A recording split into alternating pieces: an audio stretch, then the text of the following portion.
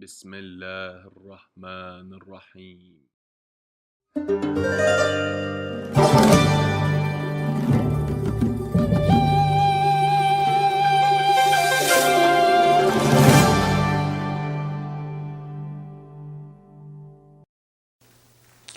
لا حول ولا قوة إلا بالله العلي العظيم. أعوذ بالله من الشيطان الرجيم. بسم الله الرحمن الرحيم. This khutbah has been spoken by Imam before the Battle of Jamal. And what happened in the Battle of Jamal, Talhah and az-Zubayr, both of them, they were trying to somehow grab the government in their own hand, and they were running for this post as a Khalifa very eagerly. And even though behind, according to one of the khutabat here in Amir al-Mu'minin, from Amir al-Mu'minin Najib Talhah was behind the assassination of Osman, and they were trying to make a plan to just kill the thing and capture the government.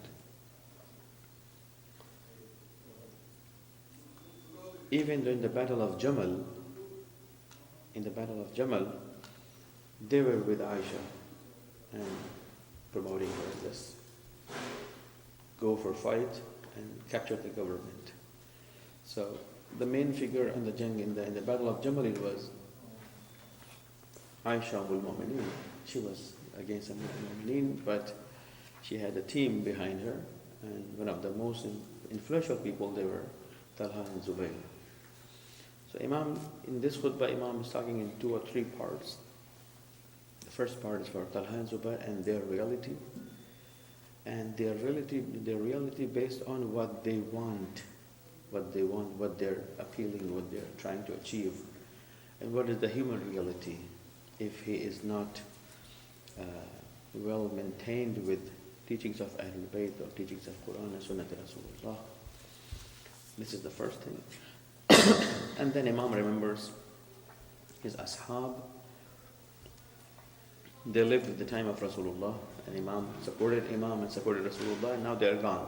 They're not anymore among us, among Amir al-Mu'minin and his ashab. Here, Bismillah ar-Rahman ar-Rahim. كل واحد منهما يرجو الأمر له. I'm saying both of them, Talhah and Zubayr.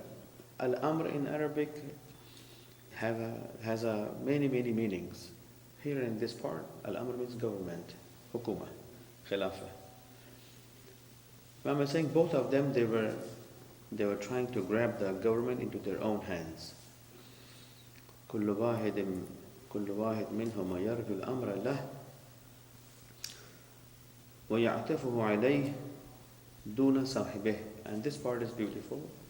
And the Imam is saying both of them, they want government for themselves, and they want it for each of themselves. Everybody wants for himself, not for other. Well, it happens when we go for something, we say, okay, let's go and we can start something nice, we can start something good, and we will work together, we are going to help each other, we will be in support of each other, you help me, I help you, and we will run the hukuma. And this is the, what we call shu'ar, this is a slogan. But Imam is saying, in fact, what is behind that, something else. And that is they just want hukumat for themselves, not for other one. Even though now they're together, they're working as a team, but in their heart they're not team.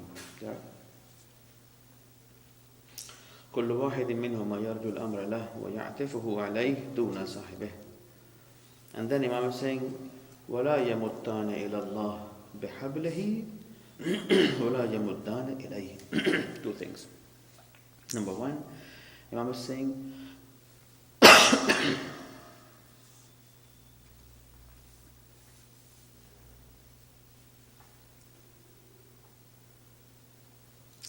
first of all, they do not grab in their hands the strong rope of Allah subhanahu wa ta'ala. What they're doing, this is for themselves, this is for their nafs. This is first part. وَلَا يَمُدَّانَ إِلَى اللَّهِ بِحَبْلِهِ وَلَا يَمُدَّانَ إِلَيْهِ. And then, they are not taking themselves close to Allah subhanahu wa ta'ala with their actions. What actions? Taking a stand against Amir al-Mu'mineen, supporting Aisha, and they're saying, we just go with the war and we will make a government and we will become a Khalifa. In the tafsir of when I was reading it last night in home, Talhah and Zubayr, both of them, they had fight together for the leading prayer in the army of Aisha. Both of them. And this fight goes very high until the time Aisha became angry on them and said, not you going to pray and neither you, both of you. And then what Aisha did, Aisha took Muhammad ibn Talhah and Abdullah ibn Zubayr, their sons. I said, one day your son is going to pray, one day your son. Look at the figure, these people, Talhah and Zubayr. Abdullah ibn Zubayr in particular, leading the... Yeah. And Aisha appointed their sons, son of Talha and son of Zubayr. You two lead and you forget your father. Your father's not going to lead. In another case, they had big fight against Talha and Zubayr, and they came to Janab Aisha and they said, tell the people has to call us Amir. We are Amir. The first Talha claimed that, and then Zubayr came to Aisha and said, I want to be also called Amir. She said, okay, you are also Amir. I will tell people they're going to call you Amir. So they were just behind their Amara to being Amir. Thank you very much. They just, is it hot or cold? Not It's in good. between. Yeah. So they were just behind becoming Amir. They just wanted to become Amir. I leader, I'm leader. Imam Ali is saying this is the true figure of these two people. The first part of khutbah, Imam was talking about Talha and Zubayr. لا يمتان إلى الله بحبله ولا يمتان إليه بسبب كل واحد منهما حامل ضب. ضب in Arabic, ضب means there's an animal, a small animal, runs in the sands, and it is very poisonous. Or ضب in Arabic, ضب means, and ضب has many meanings in Arabic. Pulling water from the well is called ضب, and there's a hatred is called ضب. Few meanings in Arabic, and that small animal. गिरगिटान कहते हैं, क्या कहते हैं आप लोग English में? गिरगिटान को गिरगिट. हाँ. Chameleon? I think chameleon. The small thing runs in the sand. Lizard, kind of lizard. Kind of change colors. Yeah, exactly. Chameleon. This is also called in Arabic as dhab. They're poisonous, a kind of their. Imam told about these two people, بسبب كل واحد منهما حامل ضب لصاحبه. Both of them, they are carrying for each other hatred in their hearts. This is the true figure of Talha and Zubayr, Imam is saying, because they are just behind this dunya and maqam, and when they are going to be on the maqam, they are not going to tolerate each other. They're going to be against it, they're going to destroy each other, and they're going to kill each other. One of those has to be killed, has to be gone. This is the reality of man of dunya, the one who is always behind this dunya. وَأَمَّا قَلِيلٌ يُكْشَفُ قِنَاؤُهُ بِهِ.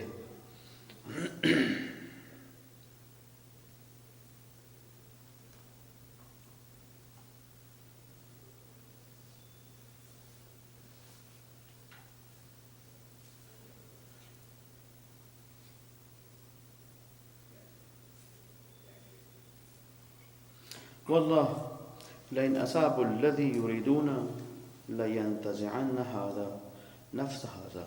And then Imam is saying directly, Wallah, if one of those they reach to that level, the level of Khilafah or government, definitely he's going to destroy other one.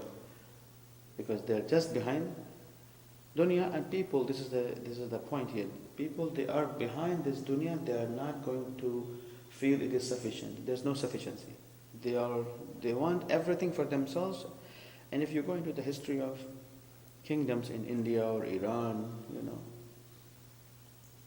most of the princes, they were killed by their fathers, and more of the kings, they were killed by their sons, prince, most of them. Sometimes they cut their hands, they took their eyes. It's the case everywhere. Yeah. If you go into you read the history of kingdoms, kings, in India or in dynasty. Because Iran has these things. In Lebanon or Pakistan, It's it wasn't. happening right now Yeah, in Saudi Arabia. It's happening, so, yeah. It happened a lot in the big time. Kings, they were killing their own sons and brothers to support, to hold their government and their wealth. This was by nature. This Amir al-Mu'minin is saying here directly. Wallah, if they get hold on the government, they are going to kill other, destroy other one. This one is going to destroy other one. وَلْيَأْتِيَنَّ هَذَا عَلَى هَذَا. This one or that one. And then Imam saying, قَدْ قَامَتُ الْفِئَةُ فِئَةُ الْبَاغِيَةِ. فِئَةُ الْبَاغِيَةِ is a group, they revolt. They start revolution. غدر कहते हैं जिसको उर्दू में, जो गदर को शुरू करते हैं. They start فتنة فساد غدر فئة الباغية.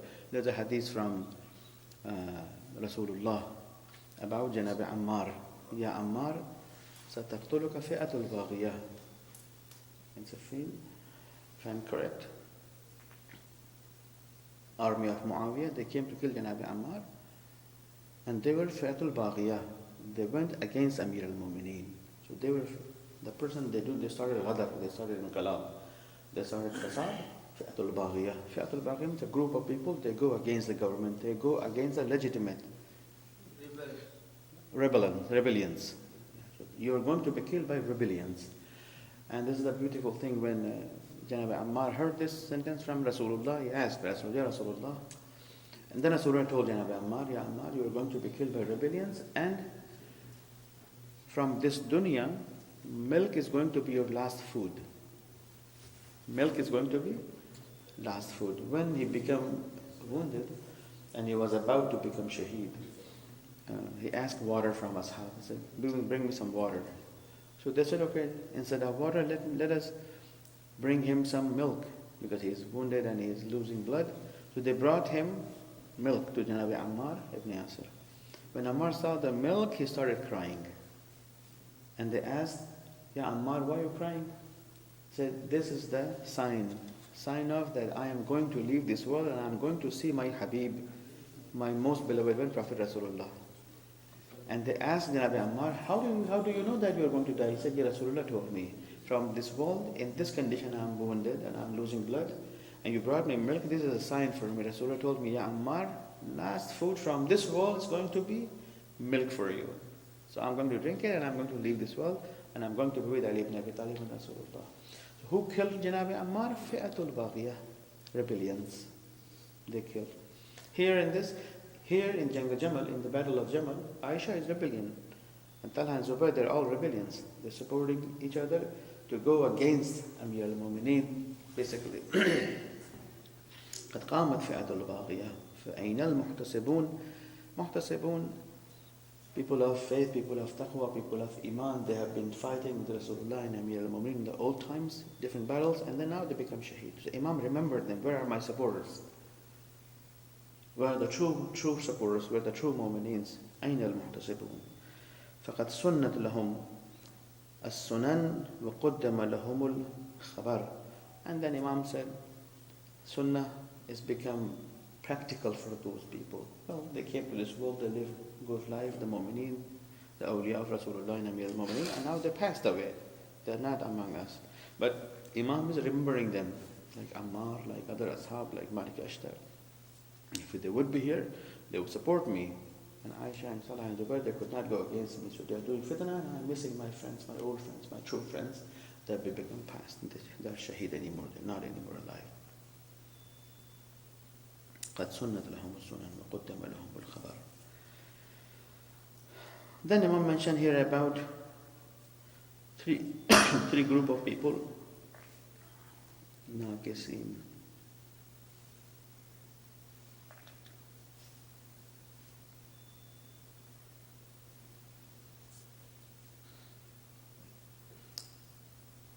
And then here Imam is making a very good point that is very important to somehow understand.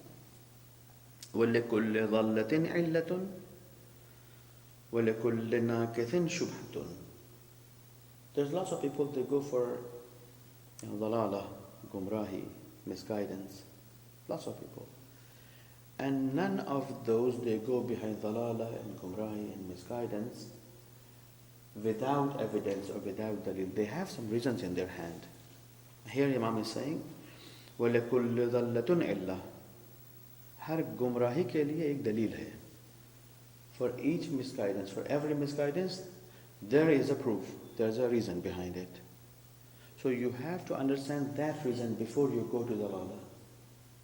If we do not understand that reason, we are going to fall in misguidance. And this is the problem.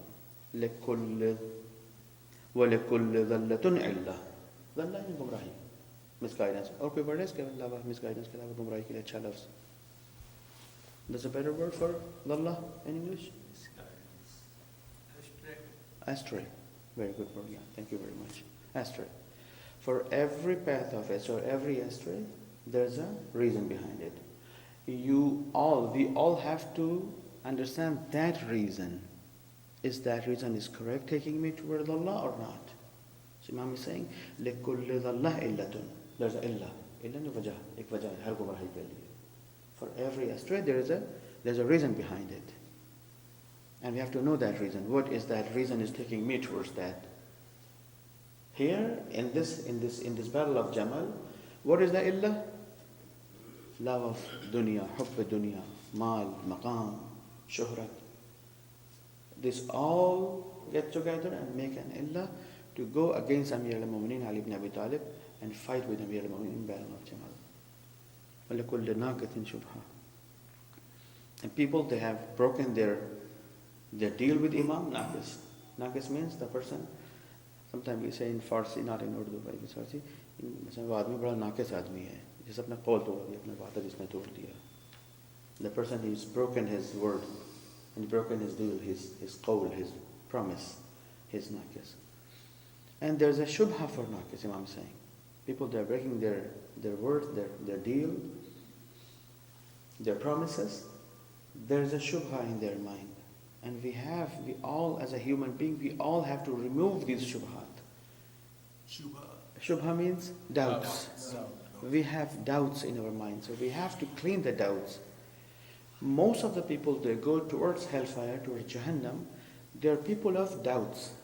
When we live in the state of doubts, we are not solid, we are not with solid iman and solid faith. So we have to clean the doubts always.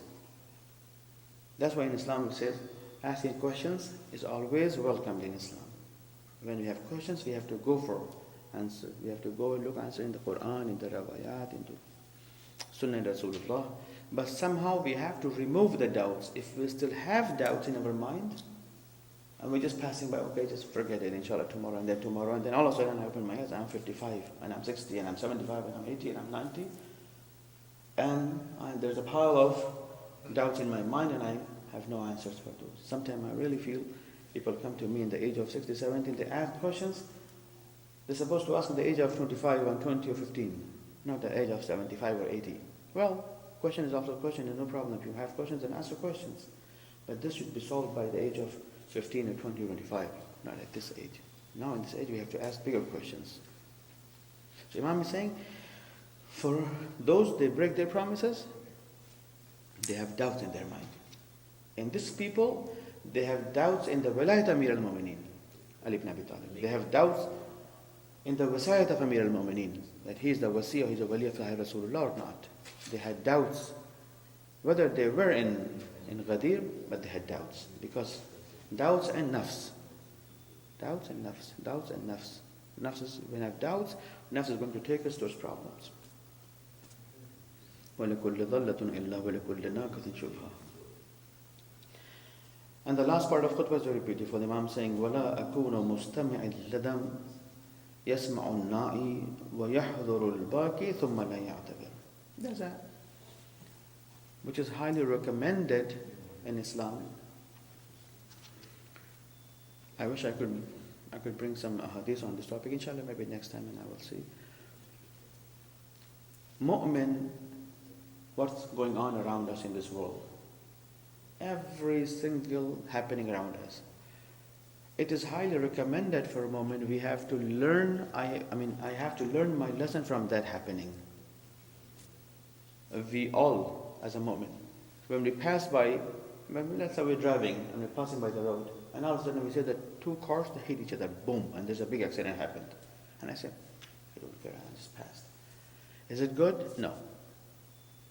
In every single incident, in every single happening or occurrence around us, we have to learn our own lesson. If we are learning that lesson, we are good. And if we are just passing by the happenings and occurrences and incidences, and I don't care what's happening around me. I saw people that are dying, I saw people that are leaving this world, I saw people that are running behind the shuhrat and nam and brain and and fitna and fasad and doubts, and I don't care about it. This is not the moment's life. Moment's life means we have to learn our lesson from each and every happening and occurrence around us. This is the point. Imam, you're saying, وَلَا أَكُونُ كَمُسْتَمِعِ اللَّذَمْ يَسْمَعُ النَّائِ وَيَحْضُرُ الْبَاكِ. I'm not the person, I'm not like the person sitting behind someone. I'm sitting behind someone, the person is sitting, I'm beside him. He has lost his close one, and now he's crying and he's doing, noha and matam and, aza, everything. And I just see and I don't care. I'm saying, I'm not going to be like that. I'm something else. I'm Imam. Imam is saying, here, you, Talhah and Zubayr and Aisha, you're going to be against me and you're going to spread fitna, and then thousands of people that are going to die because of your fitna and fasad. And at the end, they are going to sit down and cry their families, and I can see from now that end. I can see that end from now, and I'm telling you, you people are making mistakes. As an Imam, if I am there, I'm going to take ibrah from there. But since now I can see that end, and I know that was going to happen. وَاللَّهِ لَا أَكُونُ كَمُسْتَمِعِ اللَّذَمْ يَسْمَعُ النَّائِ وَيَحْضُرُ الْبَاكِ. I know that people are sitting and crying. I know that, and I'm with them. ثُمَّ لَا يَعْتَبِرُ. And I don't learn anything. No, take ibrah. Learn your lesson, what you're going to do. Because of you people, thousands are going to be killed. And thousands are going to be I'm going to cry on them just because of you. So learn your lesson. And those cause all these problems, but they never listened. Talhah is killed by Abdul Malik ibn Marwan, and Zubayr is killed by one of other thing. At the end, Zubayr killed first, I guess, and then Marwan came to Talhah. He said, I'm going to kill you right today in this battle. And he hold Talhah very close. He hold his spears very close distance and hit on his back on the upside here. There's a main, vein. Huh? Thigh? Oh, no. There's on the thigh, exactly. In the thigh, there's a main vein. It's like a jugular vein. Yeah, jugular vein is to lose your all blood very fast. He hit from the close like this, and I'm going to kill you. And then Talhah, he just asked his slave, just give me a horse and let me run from here to save myself. He asked the horse, he sit down on the horse. He was running, escaping from the battle, and asking his servant, okay, when can I stop? When can I stop? Because I have to stop my blood. My blood is bleeding very fast, spilling out. When can I stop? He said, just run. He made him run for a few miles. On the time he arrived Basrah, he fell down in front of one of the Basrah homes and just died there. Mom said, I see all these pictures before battle. I see everything. And I'm learning my lessons, and you're not learning your lessons. You're behind all these fitna and blood and bloodshed and fasad and battle and rebellions. This is not good. Just because you are behind dunya, behind maqam, behind your name and khilafat. And in few tawarikh we have this point. Even though Talhah was behind that, if he's going to move on, he's going to marry Aisha. In few tawarikh they say, even though Rasulullah said Aisha is she's not allowed to marry with him. Talhah was behind this in his mind, according to some tawarikh. Yeah, this is dunya. This is the They were Ummul Mawli, so nobody could marry Aisha. Well, he was trying to become Amir al-Mu'minin. اللهم صل على محمد وعلى محمد.